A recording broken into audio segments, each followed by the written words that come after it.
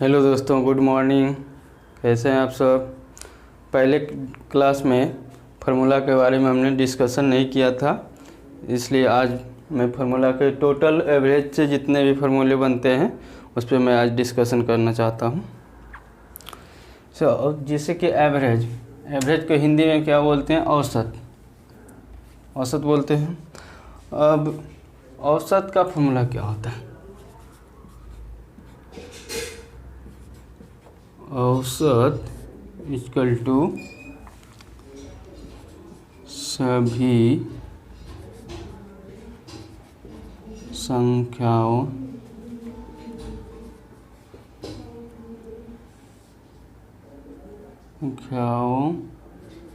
का योग बटे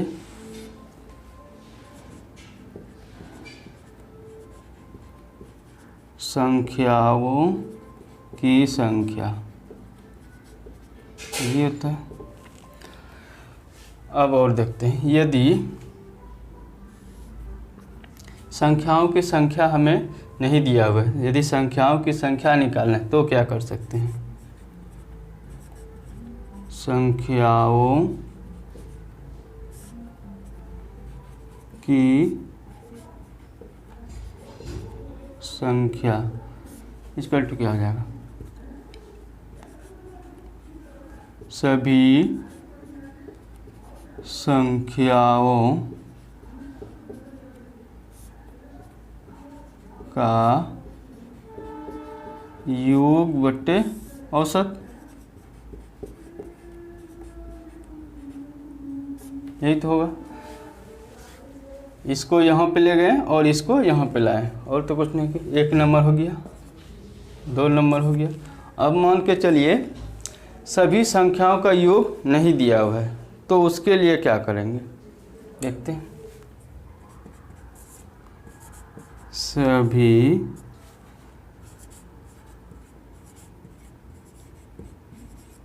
संख्याओं का योग ये पता करना है, तो क्या कर सकते हैं? संख्याओं की संख्या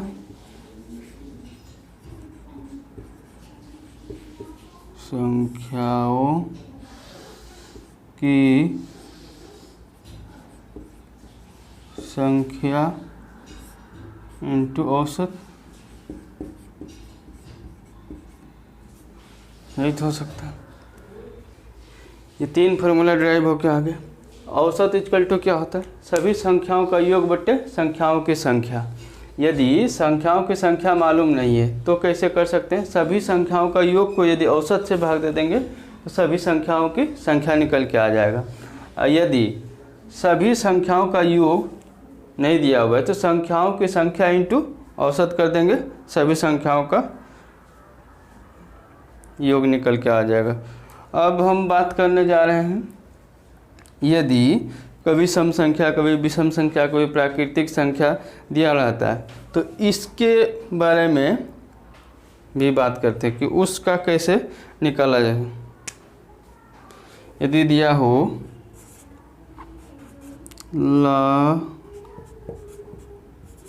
लगातार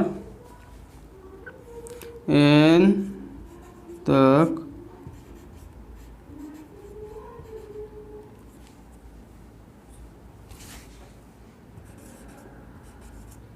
प्राकृतिक संख्याओं का औसत, यदि यह निकालना है तो कैसे निकाल सकते हैं?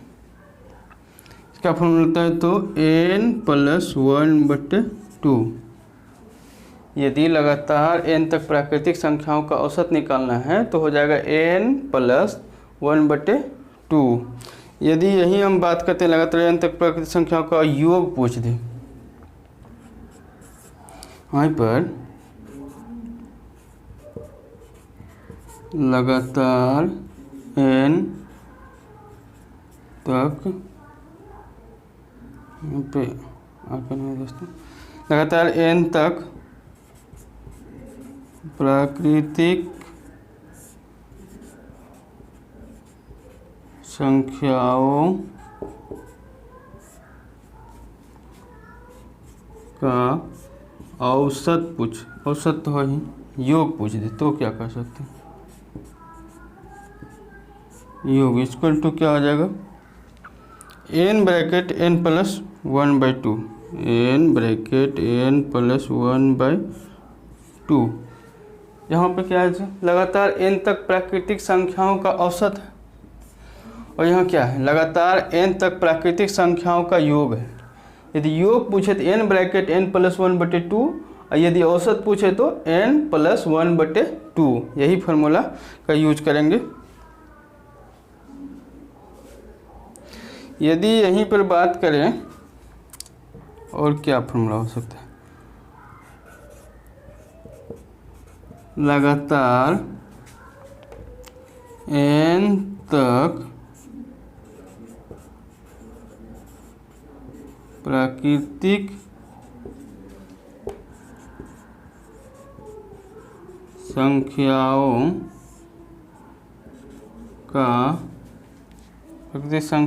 का वर्गों का औसत। तो हम क्या लिख सकते हैं? n plus 1 bracket 2n plus 1/6, ये लिख सकते हैं दोस्तों। लगातार n तक प्राकृतिक संख्याओं का वर्गों का औसत यदि पूछ दिए n plus 1 bracket 2n plus 1/6, इस फार्मूला की वजह से यहाँ पर पहले तो n प्राकृतिक संख्याओं का, फिर प्राकृतिक संख्याओं के वर्गों का योग, फिर n तक प्राकृतिक संख्याओं का वर्गों का औसत। अब यदि इसी में पूछ दिए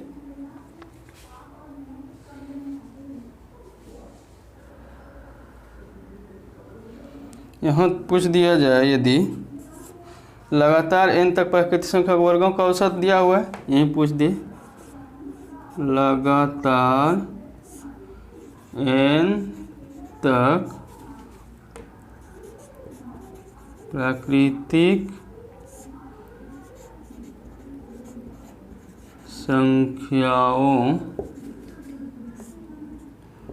का वर्गों का योग पूछ दे तो क्या कर सकते हैं? n bracket n plus 1 into 2n plus 1। यहाँ पे दोस्तों देखिए लगातार n तक प्राकृतिक संख्या को वर्गों का योग औसत है n plus 1 into 2n plus 1/6, और यहाँ लगातार n तक प्राकृतिक संख्याओं का वर्गों का योग है n bracket n plus 1 bracket 2n plus 1। और हम यदि इसी में और बात करना चाहते हैं, लगातार n तक प्राकृतिक संख्या वर्गों का औसत हो गया और योग हो गया। अब दूसरा फॉर्मूला के बाद में बात करते हैं। यदि यहीं पर दिया रहे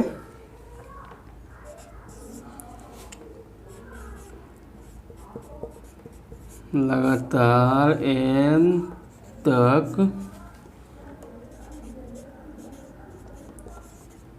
प्राकृतिक संख्याओं का, यहाँ वर्ग है दोस्तों, यहाँ घनों का योग, तो क्या लिख सकते हैं?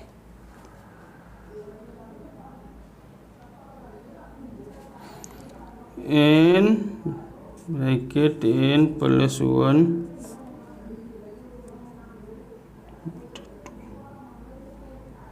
बटे 2 का होल स्क्वायर। लगातार n तक प्राकृतिक संख्याओं का घनों का योग यदि पूछ दिया जाए तो n ब्रैकेट n प्लस 1 बटे 2 का होल स्क्वायर हो जाएगा। और यहीं पर यदि पूछ दिया जाए घनों का औसत, यहाँ पर पूछ दिया जाए लगातार n तक प्राकृतिक संख्याओं का घनों का औसत। तो क्या लिख सकते हैं?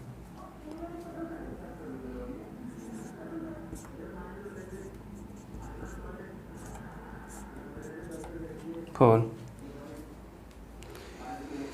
लगातार n तक प्राकृतिक संख्याओं घनों का योग n ब्रैकेट n प्लस 1/2 का होल स्क्वायर। दोस्तों यहाँ पर जितना निकल के आएगा उसका स्क्वायर करना है। और यदि लगातार n तक प्राकृतिक संख्याओं का घनों का औसत पूछ दिया जाए तो n ब्रैकेट n प्लस 1 यहाँ पे स्क्वायर हो जाएगा बटे 4 से डिवाइड हो जाएगा। यही अंतर है दोस्तों। इस फार्मूला का बहुत उपयोग है, जैसा कि हम सब आगे देखेंगे आने वाले जब क्लास में हम डिस्कस करेंगे। इन सभी संख्या एवरेज में जितना भी क्वेश्चन होगा उस पे इस सब फार्मूला का यूज होगा, इसलिए इस फार्मूला को याद कर ले दोस्तों। यदि यहाँ पे दिया रहे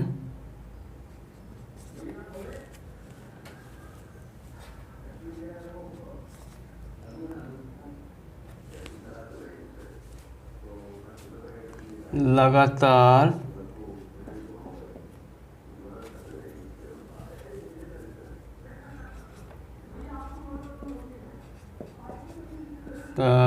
n तक प्राकृतिक सम संख्याओं का औसत क्या हो जाएगा? n/2 + 1। लगातार n तक प्राकृतिक सम संख्याओं का औसत यदि पूछ दिया जाए तो n/2 पहले करेंगे n को डिवाइड 2 से, उसके बाद +1 करेंगे तो यह औसत निकल के आएगा सम संख्याओं का।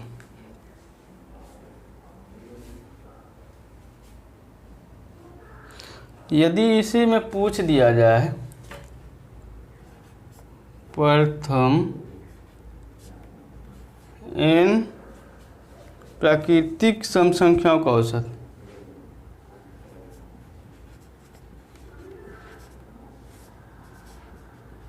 सम संख्याओं का औसत। यहाँ पे प्रथम n प्राकृतिक सम संख्याओं का औसत है, वहाँ पे क्या है? n तक प्राकृतिक लगातार n तक प्राकृतिक सम संख्याओं का औसत पूछा गया। तो यहाँ पे हो जाएगा प्रथम n प्राकृतिक सम संख्याओं का औसत n + 1, और वहाँ पे लगातार था n डिवाइजेबल बाई 2 + 1। उससे करेंगे तो लगातार आ जाएगा और इससे करेंगे तो औसत आएगा प्रथम प्राकृतिक सम संख्याओं का औसत। और वहाँ पे लगातार यदि दिया रहा तो लगातार के लिए n/2 + 1 किया जाएगा।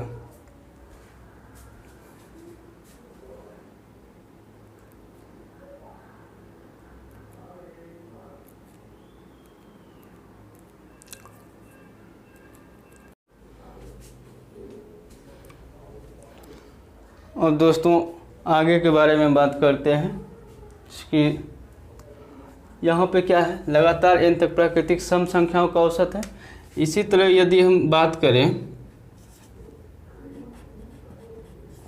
इस लगातार n तक प्राकृतिक सम संख्याओं का, तो लगातार n तक प्राकृतिक विषम संख्याओं का औसत पूछ दिया जाए लगातार n तक प्राकृतिक विषम संख्याओं का औसत n+1/2। सम संख्या में क्या है दोस्तों, n को पहले 2 से डिवाइड करेंगे +1 करेंगे, और विषम संख्या के n में +1 करके उसके बाद 2 से डिवाइड करेंगे। यहीं पर यदि दिया रहे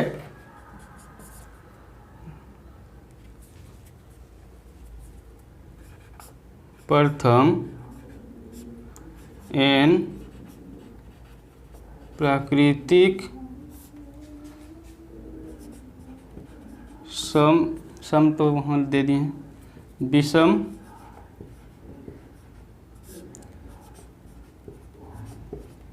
संख्याओं का औसत, ये पूछ दिया।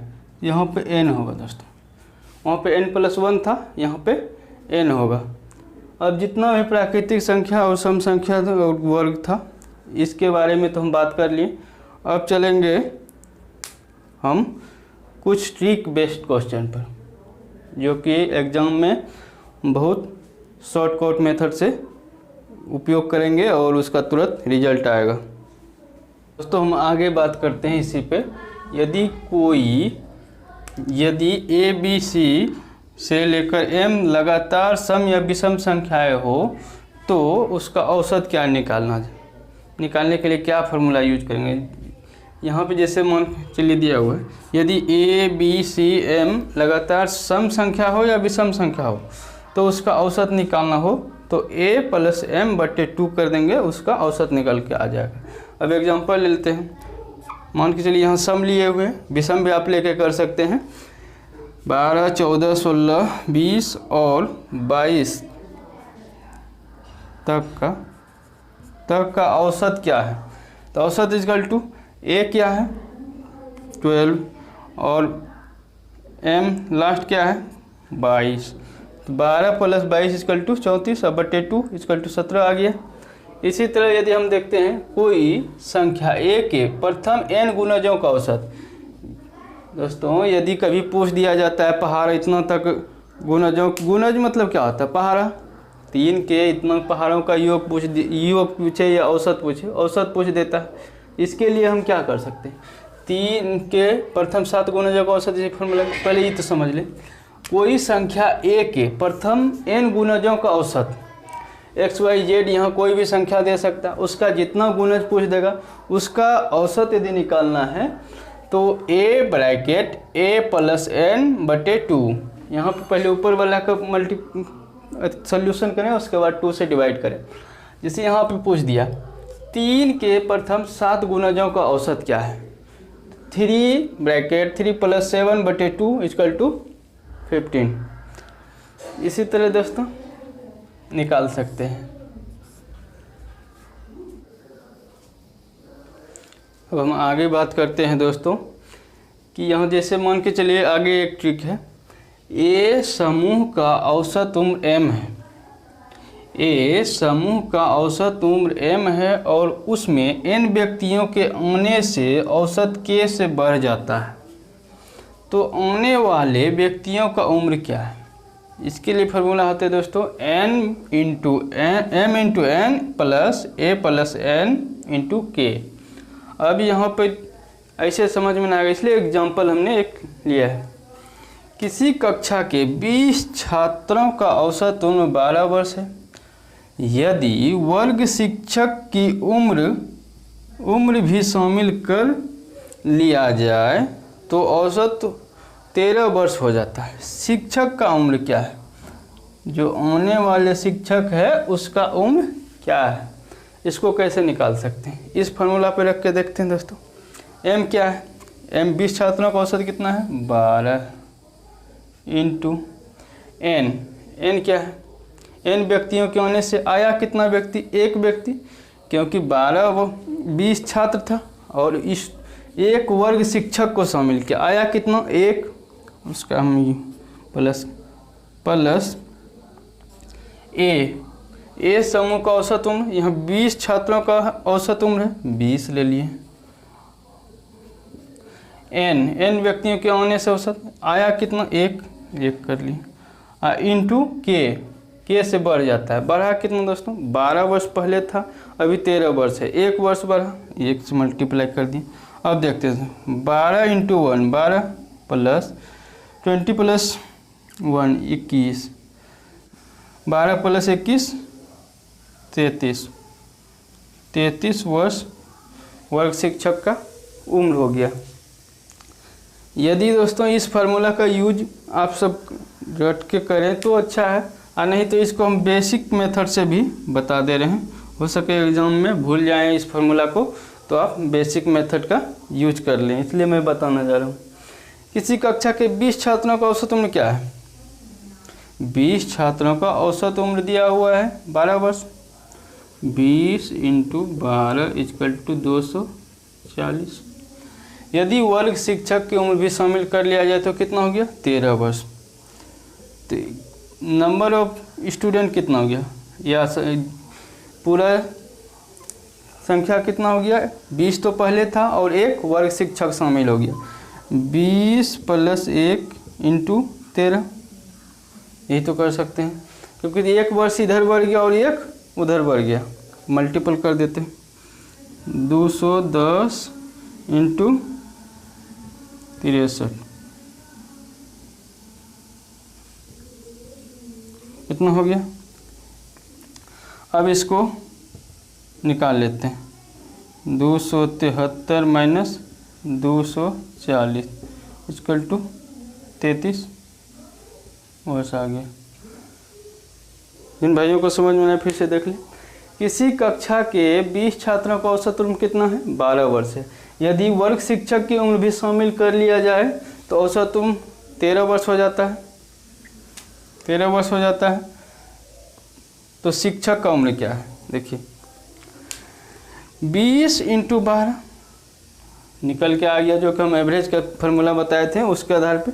20 इंटू 12 टोटल उम्र कितना हो गया? 240। ये कितना हुआ? 20 स्टूडेंट का। बढ़ा कितना? एक वर्ग शिक्षक, तो 20 1 21। अब वो एवरेज कितना बढ़ गया? पहले 12 था, अब 13 हो गया। तो 21 इंटू 13 273 हो गया।